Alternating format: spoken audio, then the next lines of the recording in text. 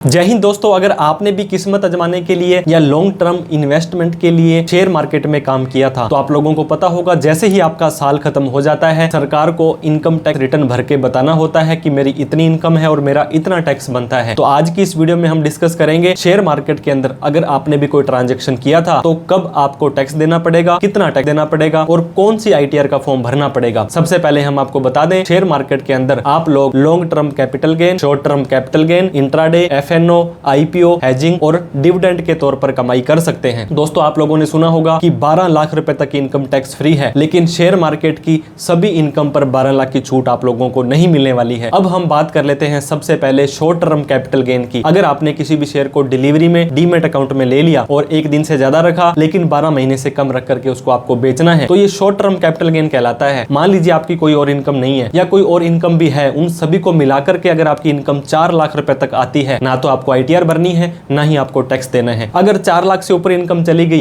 तो short term capital gain जितना भी है 4 लाख से ऊपर वाले पर 20% का टैक्स आप लोगों को देना पड़ेगा। अब बात कर लेते हैं लॉन्ग टर्म कैपिटल गेन की। ऐसा कोई भी शेयर जो आपने डिलीवरी में लिया, डीमेट अकाउंट में लिया और उसको आपने कम से कम 12 महीने तक अपने अकाउंट में रखा और उसके बाद में उसको आपने बेच दिया तो ये लॉन्ग टर्म कैपिटल गेन कहलाता है। यहां पर भी मैंने आपको 4 लाख रुपए की लिमिट बताई है दोस्तों। इस लॉन्ग टर्म कैपिटल गेन की और बाकी सारी इनकम मिलाकर के 4 लाख रुपए तक है तो आपको एक भी रुपए का टैक्स नहीं देना है, ना ही ITR भरने की जरूरत है। लेकिन 4 लाख से ऊपर इनकम चली गई और आपका लॉन्ग टर्म कैपिटल गेन भी है तो भी आपको दोस्तों लॉन्ग टर्म कैपिटल गेन में 1.25 लाख रुपए अलग से और माफ मिल जाएगा। मतलब 4 लाख रुपए तो सारी इनकम को मिलाकर के और 1.25 लाख रुपए लॉन्ग टर्म कैपिटल गेन यानी कि 5.25 लाख रुपए तक की इनकम पर ना तो कोई टैक्स ना ही कोई ITR आपको भरनी है। और ITR का form short term capital gain पर ITR 2 का फॉर्म जाएगा। लॉन्ग टर्म कैपिटल गेन अगर आपकी सिर्फ 1.25 लाख रुपए तक है, इक्विटी शेयर है या इक्विटी ओरिएंटेड म्यूचुअल फंड है तो इसे अब ITR 1 के अंदर भी दिखा सकते हैं या ITR 4 में भी दिखा सकते हैं। अब दोस्तों आपको 1,25,000 से ज्यादा का लॉन्ग टर्म कैपिटल गेन हुआ है या आपको कोई लॉस हुआ है तब आप ITR 1 या 4 में नहीं दिखा सकते, फिर आपको ITR 2 के अंदर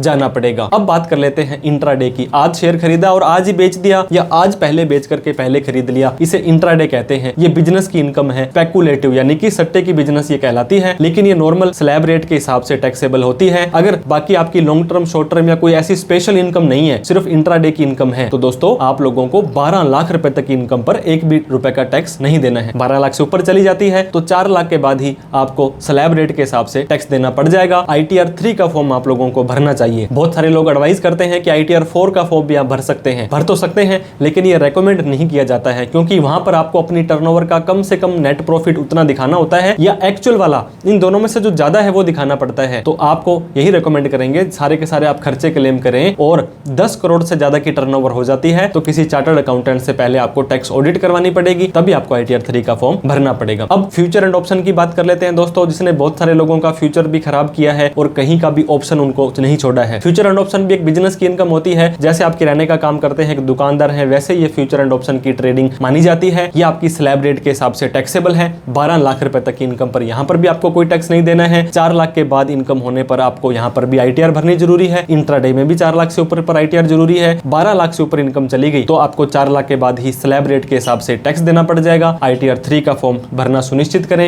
ITR 4 का फॉर्म भी आप भर सकते हैं। 10 करोड़ से ऊपर टर्नओवर होने पर आपको किसी चार्टर्ड अकाउंटेंट से टैक्स ऑडिट करवानी पड़ेगी। कई बार 10 करोड़ से कम की टर्नओवर है लेकिन पिछली बार आप प्रेजम्पटिव टैक्सेशन में यानी कि आप अपनी कैश सेल का 8% या ऑनलाइन सेल का 6% प्रॉफिट दिखाया था तो इस बार भी कम से कम उतना दिखाना पड़ेगा, अदरवाइज आपको टैक्स ऑडिट फिर भी करानी पड़ सकती है। डिविडेंड की बात करें, ये दोस्तों कंपनी के ऊपर डिपेंड करता है कि वो डिविडेंड देना चाहती है या नहीं देना चाहती है। तो डिविडेंड भी नॉर्मल इनकम है। अगर दोस्तों 12 लाख रुपए तक की इनकम पर डिविडेंड पर भी आपको टैक्स नहीं देना है। हेजिंग भी एक तरह से कमोडिटी, करेंसी किस तरह का आप काम करते हैं वो भी बिजनेस इनकम है। 12 लाख तक कोई टैक्स नहीं देना है। IPO की बात करें दोस्तों, ये आपका लॉन्ग टर्म या शॉर्ट टर्म कहलाता है क्योंकि जब भी आप IPO को अलॉट हो जाता है उसके कभी भी आप 12 महीने से पहले बेचते हैं तो ये शॉर्ट टर्म कैपिटल गेन है, 12 महीने से बाद बेचते हैं तो ये लॉन्ग टर्म कैपिटल गेन है। इसके अलावा आपका कोई भी ऐसा प्रैक्टिकल क्वेश्चन दोस्तों रह गया है कि सर मेरी इतनी इनकम यहाँ से है और मुझे कितना टैक्स देना है, मुझे कौन से ITR का फॉर्म भरना है, आप कमेंट करके पूछ सकते हैं। इनकम टैक्स एक्ट 2025 पर हमने आप लोगों के लिए बहुत प्यारा सा सुंदर सा कोर्स बनाया है जहां पर जितने रुपए में आप किसी से ITR भरवाएंगे उससे कम में आप अपनी खुद की, अड़ोस पड़ोस रिश्तेदारों की ITR भर के कुछ कमाई भी कर सकते हैं और इनकम टैक्स को इन डेप्थ के अंदर जान भी सकते हैं। तो thank you so much for watching this video. जय हिंद, जय भारत।